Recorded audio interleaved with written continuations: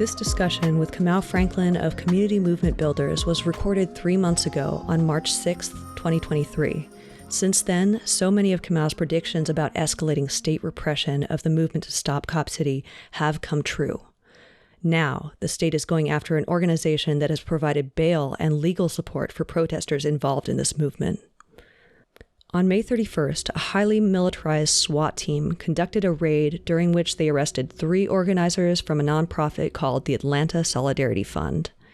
This organization helps protesters post bail and offers legal support for folks exercising their right to free speech and civil disobedience.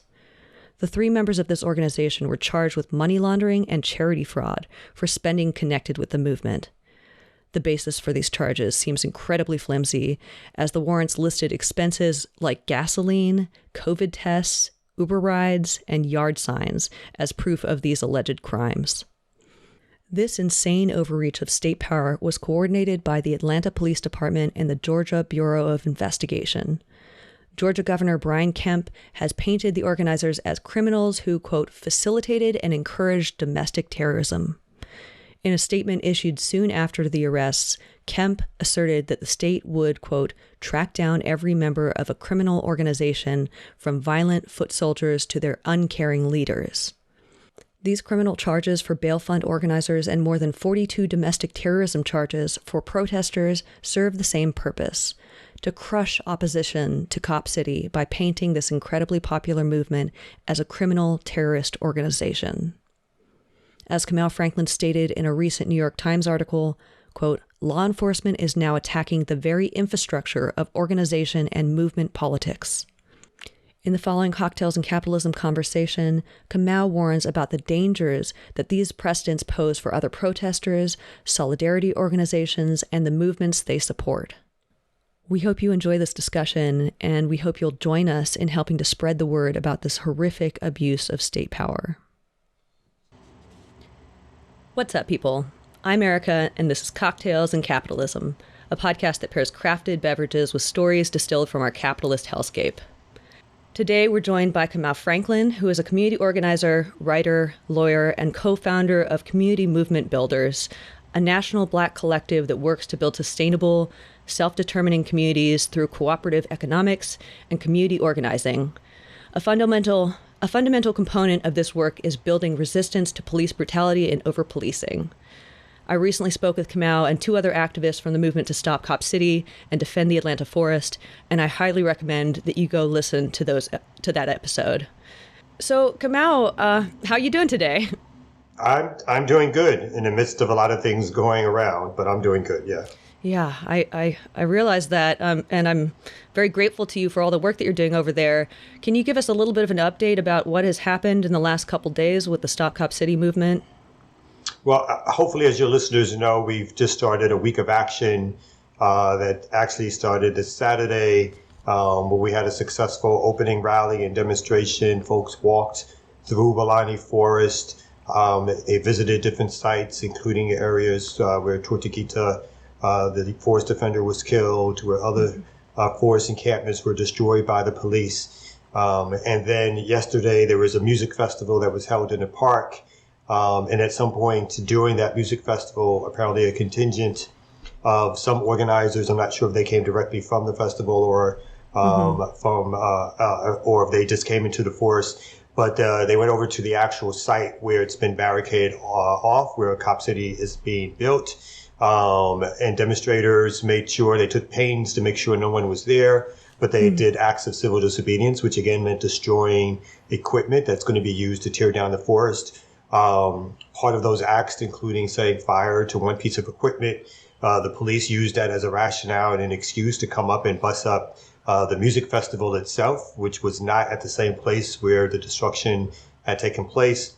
The police arrested I think approximately 35 people yesterday. At least 23 of those, to our knowledge, have been charged again with acts of domestic terrorism. Other people were threatened, pushed to the ground, pepper sprayed. And so the police violence against the organizers and activists at Cop City continues. Folks are working with the bail fund, and working with attorneys to get folks representation. And so, this has been a turn of events that was not necessarily expected. There have been plans for other activities in the forest, but the forest is currently blocked off. And so some of those activities will continue at locations close by.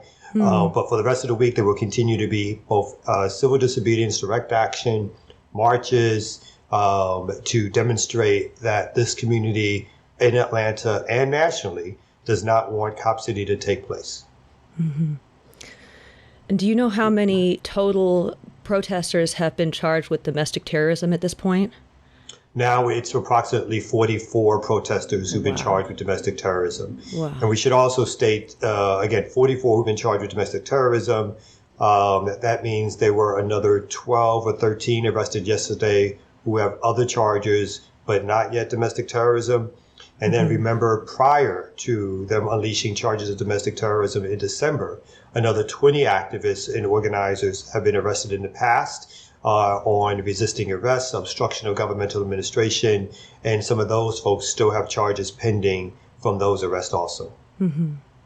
Wow, this must have quite a chilling effect on the movement, but it seems like folks are still showing up. Folks are not kind of too intimidated or discouraged by this. Does that seem to be the case?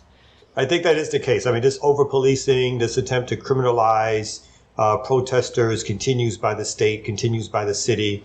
And we understand that is going to happen throughout these protests. But we still have a great contingent of people who are willing to put their bodies on the line to protest against Cop City, to try to make sure that this facility does not get built, because people understand that the militarized nature of the police is only growing. And them having this training center that is, again, militarized, where tactics and strategies will be developed to stop movements and to continue to over-police Black and brown communities, it's something that must be protested against. And even if there's a risk to be taken, there are people who are willing to take some of those risks. And so, yes, the organizing against Cop City continues. It's amazing. I'm very inspired by the folks over there who are so brave and continuing to do this work in spite of all of the kind of consequences that they're throwing at these protesters. Today, we'll be speaking about the potential RICO charges for community organizations and activists that have been involved in the movement to stop Cop City.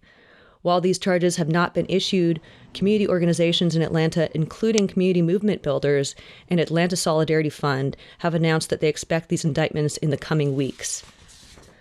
Created in the 1970s and signed into law by Nixon to go after the mafia, the Racketeer, Influenced, and Corrupt Organizations Act, or the RICO Act, targets organized criminal enterprises or alleged criminal organizations.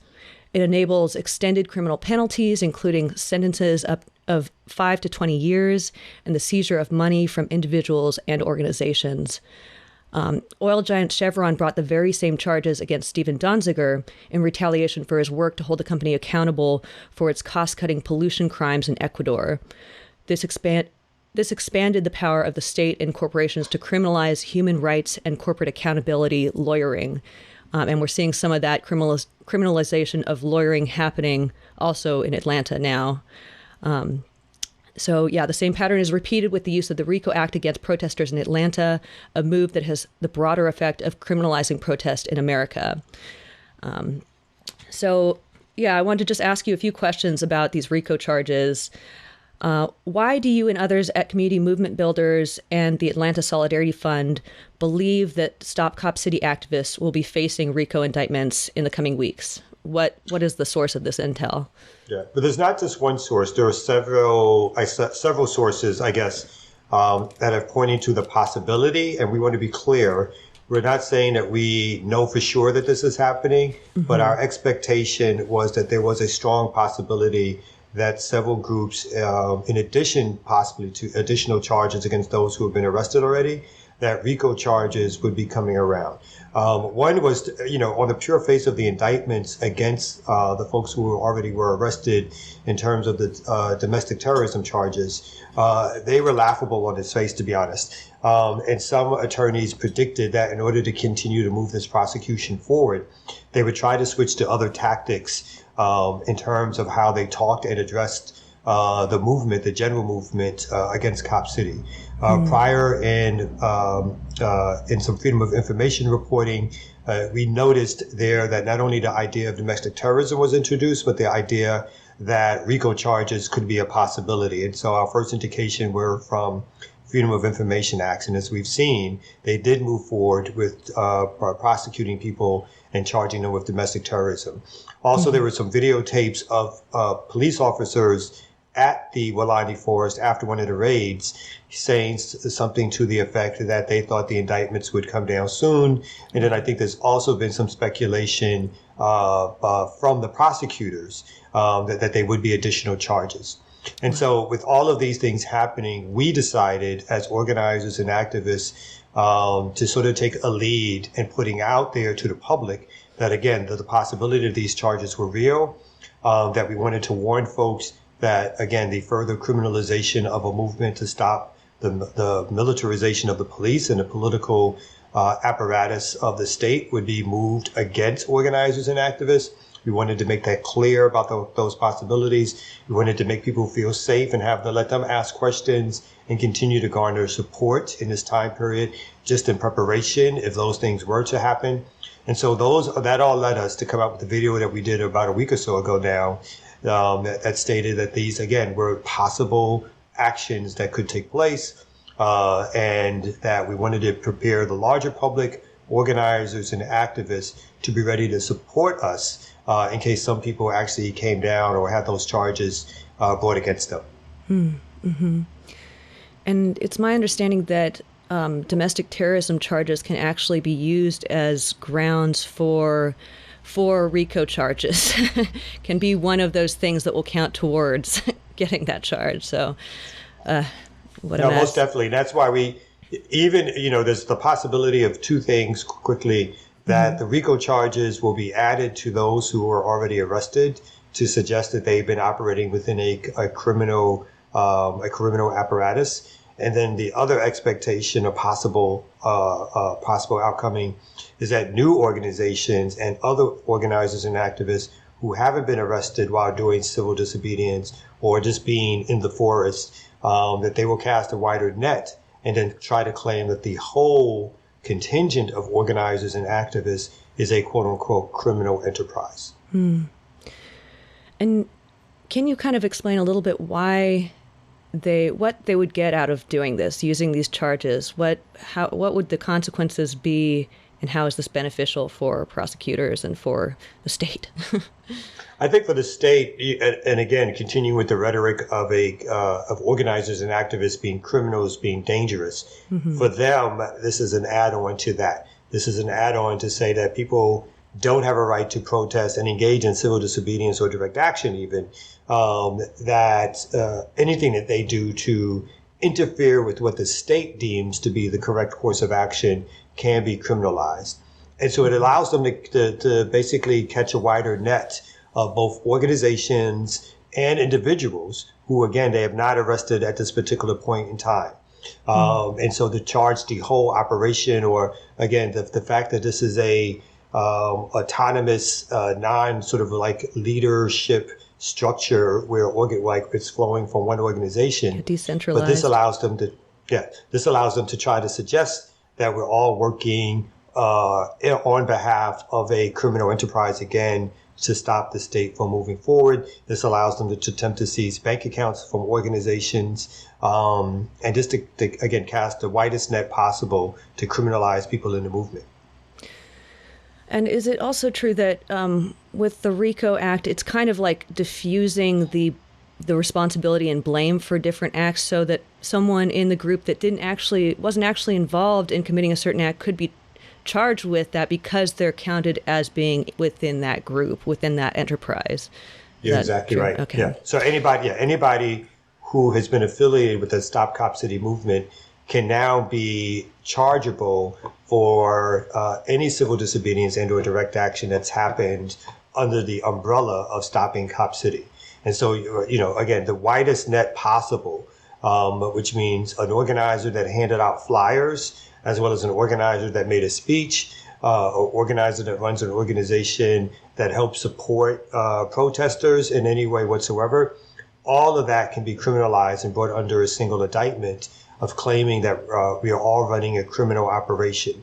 And again, this is meant to demean, to demoralize, and to criminalize the movement. And so we don't see, our expectations is that they are silly enough and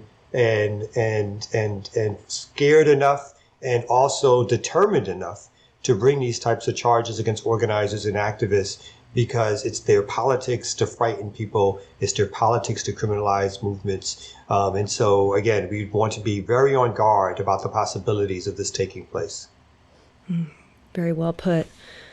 How does the use of the RICO Act and domestic terrorism charges expand state power to criminalize protest and organizations focused on environmental and social justice work? I mean, just think, if they're successful here at not only bringing indictments, but securing convictions, if they were to bring RICO charges, what does that mean for the next Standing Rock or the next movement against Cop City? So for them, this is a way of chilling dissent. And I think that's the danger is not only in the present of what can happen with folks who are now organizing against this, but the other potential danger is that now we'll chill future organizations and movements from acting.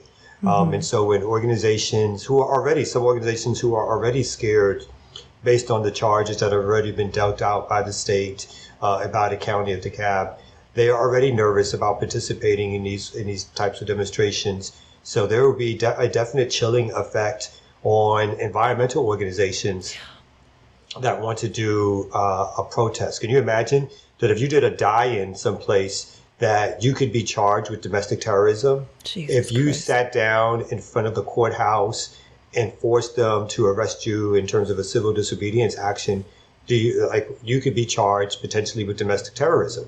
And if you did it and your organization supported you in doing it, then that whole organization apparatus and other coalition members could also be charged now with RICO charges, right? So this is truly something that, we have to be on the watch for, because it could have a chilling effect on dissent in this country, or further chilling effect on dissent in this country.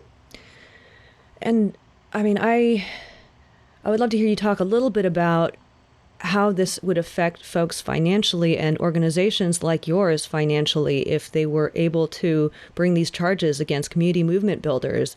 Like, wouldn't that then open the door for them to just kind of bankrupt the organization and, definitely, basically diffuse that threat to them, quote unquote threat, in that way financially? Yeah, because it's not only about this particular issue, it's about a challenge of the capitalist order in terms of the politics of these organizations. And so, yes, they could very well take all the resources that you gain through donations or grants or other things and call those resources the profits or the bygone resources gained through a criminal enterprise, and totally stop everything that you've been working on for 5, 10, 15 years. They could seize property that the organizations have collected in order to continue doing its work. Paychecks would stop. Organizing in terms of different programs that we have in the community would be put to a halt. Our mutual aid, our sustainability work, our resources that we give to people to pay their rents and mortgages.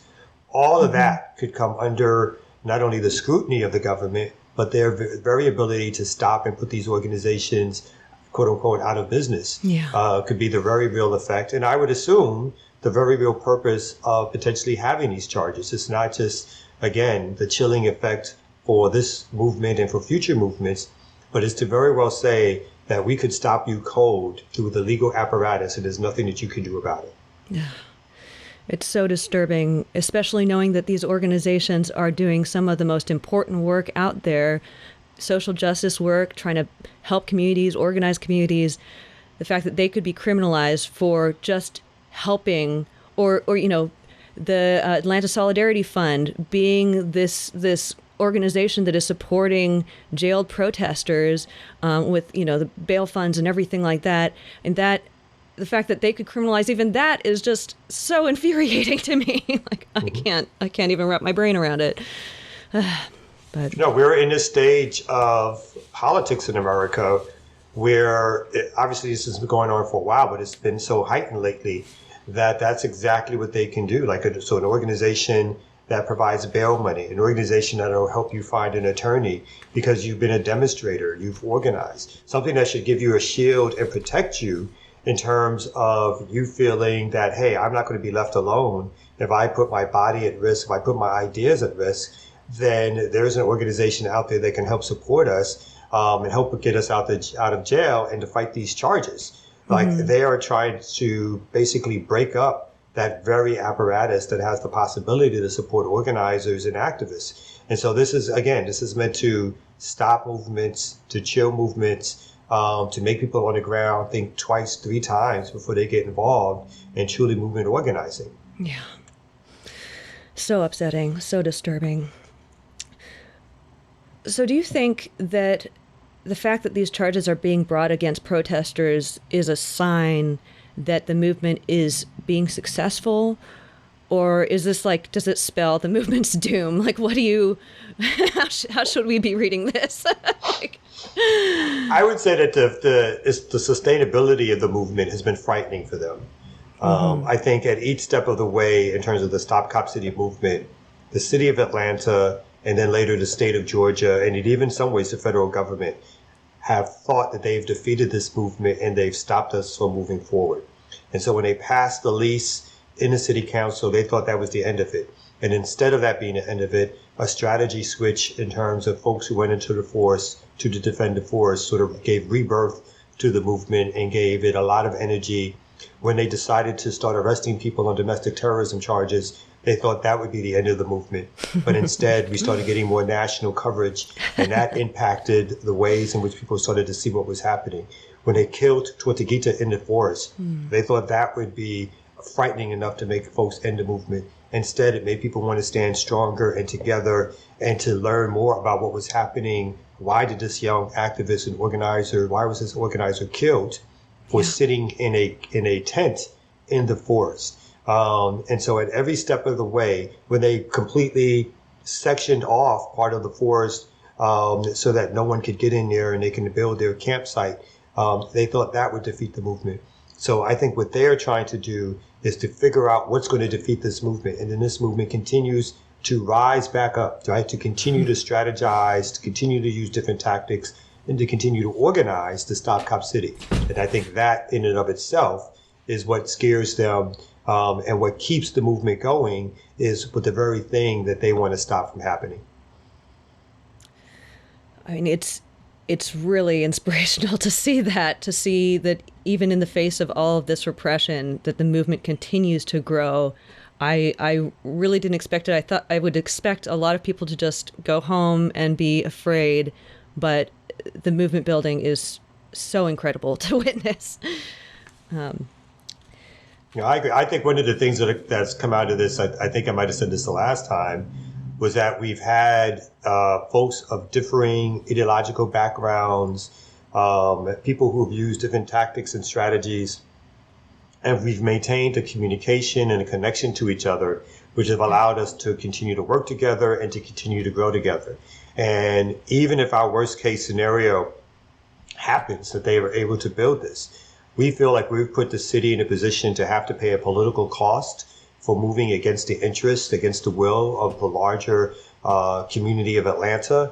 And we feel we'll be better prepared to continue to fight in the future when the city continues to violate the rights to think only of the interest of developers and corporations as opposed to the interest of the people. And so that's been the most aspiring thing that happened out of this, is that folks have continued to organize and be active, to work closer together, to have disagreements, but to come back together and continue this work moving forward. Amazing. So amazing. Sorry, my dog was just let out of the room. I was hoping that you could pivot and we could talk a little bit about how the use of the RICO Act has been kind of historically used against people of color. Could you speak a little bit about that? Yeah, I mean, if the RICO Act is brought down against the Stop Cop City movement, it will not be the first time. And so in the 70s and 80s, part of the Black Power movement was targeted with RICO actions, particularly the Black Liberation Army and members of the Black Liberation Army in the 70s and in the 80s. And so we know very well that this is not a law that's just targeted towards the mafia, but this is a law that can be used extensively against organizations. We've had movement people who served upwards of 30 and 40 years because they were convicted for breaking Assata out of jail, right? Breaking Assata out of prison. Assata Shakur, who was a member of the Black Liberation Army and the Black Panther Party member who found exile in Cuba, right? So movement politics is something that scares the status quo because we challenge, or folks have challenged, again, the capitalist apparatus. They've challenged white supremacy. They've challenged it in a way that said we as a community need power over the institutions and resources. We need to figure out different ways in which we provide economic relief to our communities and to our people. And that can only come through throwing off the shackles of capitalist domination. And to do that in America is basically to challenge the state and challenge the status quo. And the state will use everything at its disposal and means to then not only scare, but to destroy movements. And so even if it wasn't formally a RICO charge, as we know, COINTELPRO during that time period also destroyed organizations, actually made organizations fight each other, responsible for the literal killing of organizers and activists, as well as setting up different folks to kill each other as they try to destroy the most militant parts of our movement. So knowing that the state is not only has a history of doing this, but they still rely on these tactics and strategies that they developed in the past to still be used today against organizers and activists. That was such good context for people to understand kind of the history here and where this falls. So since the RICO indictment is a scare tactic employed to crush efforts to stop Cop City and hold corporations accountable for their crimes, how should activists and lawyers, I guess, and organizations respond to this intimidation strategy? Well, we've been talking to lawyers, and lawyers have been talking to us now for months. We've done Know Your Rights trainings around what your rights are if the FBI knocks on your door, what you should say and what you should not say if you are arrested. We've had defense attorneys who've gone through trainings about RICO statutes, and we've had centers like the Center for Constitutional Rights who are looking into some of these very laws in the face of the constitutionality of these laws on their face. And so there is a deep well of movement lawyers and movement lawyering, which has helped us focus in on what we can do to challenge these laws up front and on their face, and also to come up with good defenses in case people are indicted again, and for people who are currently indicted who have to face these charges in court. So, we've developed some really good relationships with different legal institutions, and I think those things will serve us greatly in the near future if potential RICO charges come, as well as helping us right now with the defense of domestic terrorism charges. What would you have to say to individuals and organizations who will be indicted with these charges in the future to crush efforts to defend people and the planet? I think that the thing is to be prepared, right? To not be scared or paranoid by the fact that the state would do this. We know that we are being successful by the very mere fact that the state would even think about doing this. It means that the state sees this stuff as a challenge. And it is our role to grow movement organizing. It is our role to get more people involved. It is our role to make sure that folks understand the challenges that come with movement organizing. But only when we create mass organizations and a critical mass of people will we really and truly be able to fight back and defend ourselves against these state practices and policies. And so we have to do our role or do our job, which is to get more people involved, to let them know that there's safety in numbers, to let them know that there's networks out there who will protect them and support them, even media networks, and getting the word out about what's taking place across the country and across the world. And so I think we have to be diligent and continue to do that, to train people, to make sure there's ways for folks to get involved, to feel as safe as possible, but to definitely understand that when you fight for your life, your liberty, your rights, those who hold the key to oppression, those who want to keep you in a certain position will fight back. And it is only through our courage of acting will we be able to defeat them. Well, that gave me chills. Literally. God damn. And I think it's really important to just like, yeah, I'm glad you're focusing on just directing energy into building the movement and building that solidarity and that safety network, because yeah, they're trying to isolate us and then crush the movement by taking people away from it and punishing them in all these different ways. So we need to build the numbers there. Is there anything else that needs to be said about these potential RICO charges and the domestic terrorism charges for Stop Cop City activists? Did I miss anything in these questions? No, I don't think so. I think that, the only thing is to make sure that people have the Atlanta Solidarity Fund's website so that they can go there and make donations. Yeah. Again, the more coverage that we have, the more folks who do things either where they're at or come to Atlanta, the more protected we will be. We're not going to be protected if we're isolated. We're not going to be protected if they are allowed to put forth a media narrative that criminalizes the movement. So having, again, media personalities or media operations like Cocktails and Capitalism and others out there is the antidote to police terrorism and to repression by the city and by the state that tries to crush these movements. Oh, that's really good to hear. Gives me more drive to do this work. Well, are there any other plugs that we should make before I let you go? Any other resources that folks should turn to, or ways that they should show up and help, either the organizations or the protesters that are needing support?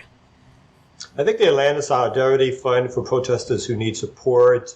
If they want to plug into the movement, they can plug in through communitymovementbuilders.org, through Stop Cop City, through Defend the Forest ATL. I think those are some of the social media organs and or places online, and they can find out a lot of information about what's taking place.